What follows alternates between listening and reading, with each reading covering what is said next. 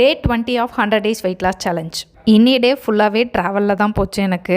இன்றைக்கி என்னோடய டயட்டை நான் எப்படி மேனேஜ் பண்ணேன்னு பார்க்கலாம். காலையில் வீட்டிலேருந்து கிளம்பும் போதே பட்டர் டீ போட்டு ஃப்ளாஸ்கில் எடுத்து வச்சுக்கிட்டேன். காலையில் பிரேக்ஃபாஸ்ட்டு காரில் போக போக பட்டர் டீ தான் எடுத்துக்கிட்டேன். கமல் எனக்கு பசிக்குது அப்படின்னு சொல்லி காரை நிப்பாட்டிட்டு ஹோட்டலில் போய் பூரி பொங்கல்னு வாங்கி சாப்பிட்டுட்டு இருந்தாங்க. ஆக்சுவலாக இன்றைக்கி நானும் கமலும் தஞ்சாவூர் வரைக்கும் ஒரு 2-3 வேலைக்காக போயிருந்தோம். இன்றைக்கி காலையில் கொஞ்சம் சீக்கிரமே எந்திரிச்சு கிளம்புனனால ஒர்க் அவுட் பண்ண முடியல.